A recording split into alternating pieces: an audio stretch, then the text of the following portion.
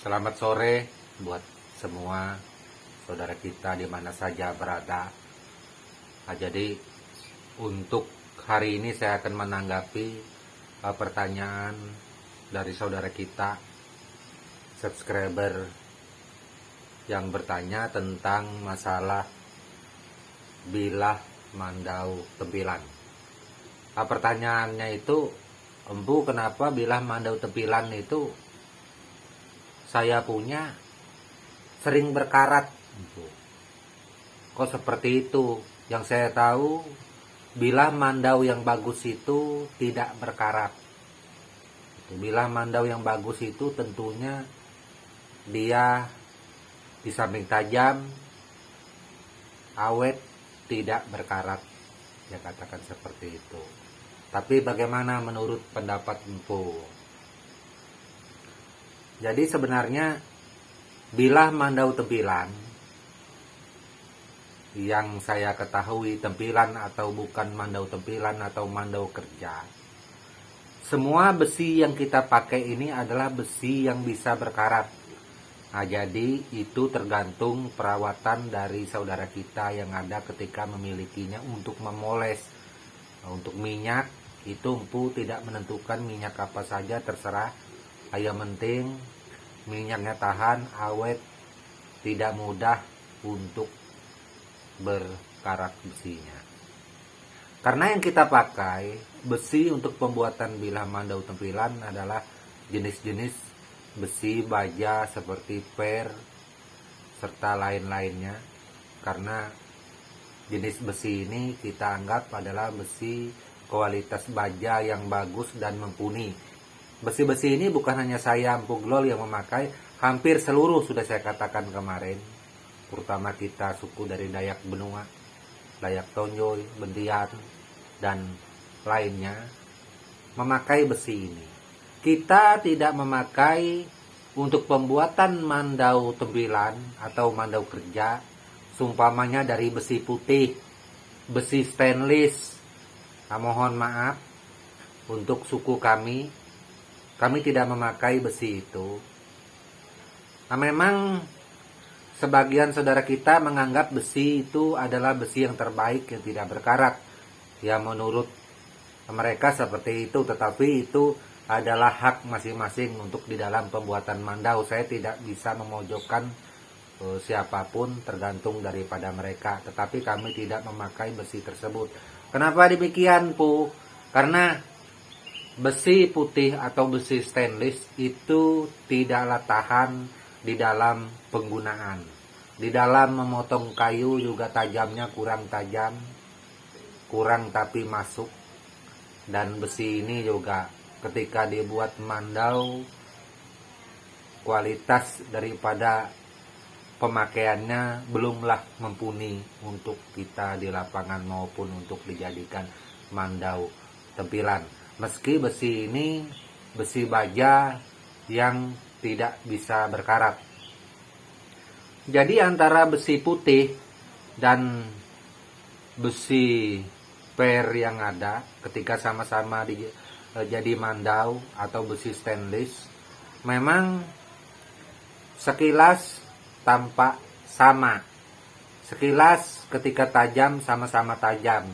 Tetapi saudaraku boleh membuktikan untuk pengujian langsung untuk besi seperti ini yang mana yang terbaik. Nah, kalau tahu seumpamanya saudaraku berdekatan dengan rumah saya, Empu Glol, boleh kita sama-sama menguji, kita melihatnya. Saudaraku silakan memakai besi putih atau besi stainless. Saya memakai mandau besi per. Boleh dimanapun, saya di posisi di kota Samarinda. Ketika kepingin ketemu saya, ingin sama-sama menguji, kita langsung membuat video YouTube-nya. Di video saya ini boleh, atau video saudaraku boleh, untuk sekedar ilmu pengetahuan. Sebab mungkin kalau saya berbicara seperti ini terlalu sulit. Memang kalau untuk menjelaskan masalah mandau ini bukanlah mudah. Sebab mandau ini masing-masing orang mempunyai mandau, mempunyai karakteristik masing-masing seperti itu. Nah, jadi untuk pemilihan besi baja juga tidaklah sama, tetapi saya sangat yakin, bukan hanya yakin, kenyataan di lapangan yang ada bahwa kita orang benua, orang Tonjoy, orang Median, kita memang kebanyakan memakai besi semacam per, dan kita tidak menggunakan besi baja putih atau besi stainless itu. Jadi bila mandau besi stainless ini, itu kebanyakan sering saya jumpai secara jujur dan fakta di lapangan, itu malah sering digunakan untuk bila-bila mandau souvenir, bila-bila mandau pajangan, mandau cenderamata. Karena dari hasil putihnya juga luar biasa kilatnya, tidak seperti kita yang dari besi per, jauh kalah di bawahnya kalau untuk masalah kilatnya. Itu mungkin itu yang menjadi selama ini buat semua saudara kita bingung menilai masalah mandau. Terserah, jangan bingung, semua itu sama-sama bagus, sama-sama baik, tergantung saudaraku menginginkan yang seperti apa. Terus ada juga pertanyaan, kenapa bilah mandau buatan dari empu itu tidak seperti bilah mandau buatan dari orang lain? Kalau dia putihnya mengkilat seperti di sini, mohon maaf. Sumpamanya di ini matanya, kalau putih itu putih luar biasa, tiada celah putihnya mengkilatnya. Tapi kalau mandau buatan empu masih ada goresan-goresan empu, kayaknya tidak rapi. Nah ini yang perlu saudaraku ketahui, itu bukan karena kurang rapi, tetapi bilah mandau kita yang ada bilah mandau ori. Kenapa saya katakan ori? Kita membuat bilah mandau sesuai pemakaian kita. Kenapa? Kita bilah mandau kita asah dengan batu asah. Dari batu asah yang kasar sampai batu asah gunung yang halus licin. Tentunya di dalam pengasahan bilah mandau itu pasti ada meninggal, seputih apapun bilah mandau itu tentu akan meninggalkan goresan-goresan yang ada.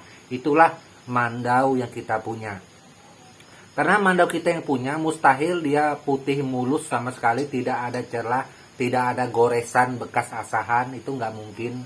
Terkecuali itu mandau souvenir, mandau cenderamata. Kalau mandau souvenir cenderamata putihnya luar biasa, bagaikan cermin, tiada sedikit pun goresan. Karena mandau seperti itu dia bilah mandau yang tidak pernah tersentuh dengan batu asahan. Beda dengan kita mandau beneran. Kita mandau beneran, mandau kerja sampai mandau tempilan, itu pasti ada bekas goresan asahan batu. Seperti itu.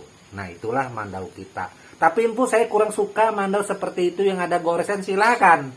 Saya tidak berharap untuk menjadi suka. Saya hanya di dalam konten saya selain pada saat ini ketika ada temannya suka, kita buatkan mandau.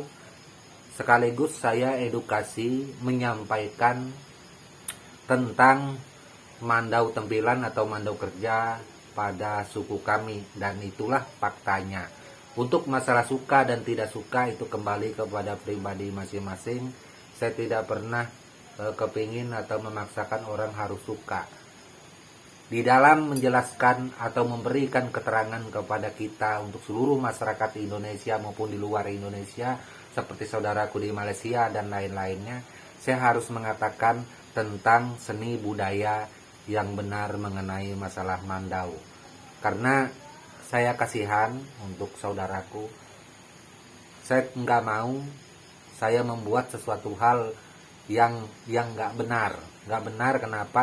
Yang justru nantinya akan menyesatkan saudaraku, maka ini akan menjadi kelanjutan terus-menerus mandau malah tidak bernilai jadinya. Itu karena apa? Karena adanya pembohongan publik, adanya perkataan yang kurang benar dari saya, Empu Glol. Nah, jadi saya tetap konten saya apa adanya yang real tentang mengenai mandau. Tetapi perlu diingat, itu hanya berlaku bagi suku kami. Itu jangan sampai seperti biasa saya menyampaikan ini dibanding-bandingkan dengan suku lain. Ini nanti malah suku lain disalahkan, sumpamanya Empu Glol benar atau Empu Glol salah, ini yang benar. Itu nggak boleh. Karena kita masing-masing suku Dayak itu banyak, tentunya mempunyai tata cara masing-masing.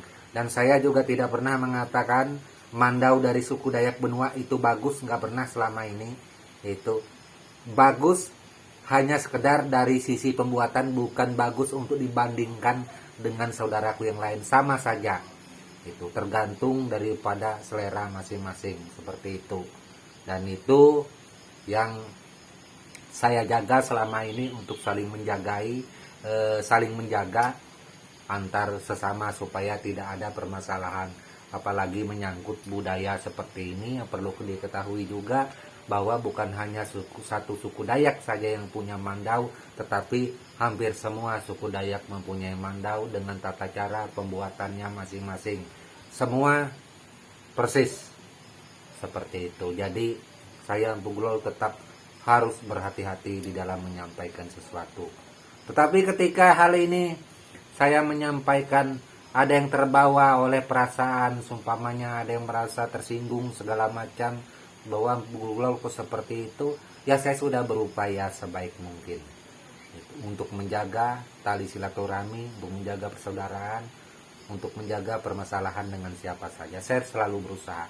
Tetapi saya juga menyadari bahwa yang namanya manusia tidak luput dari salah, karena lidah tidak bertulang. Sebaik-baik kita berucap, pasti akan suatu ketika salah juga.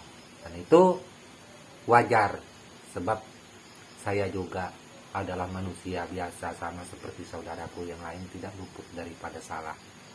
Oke, mungkin hanya itu saja yang saya sampaikan, menjawab request dari semua saudaraku yang ada. Dan akhir kata saya mengucapkan salam budaya serta tabe selalu untuk kita semua. Amin.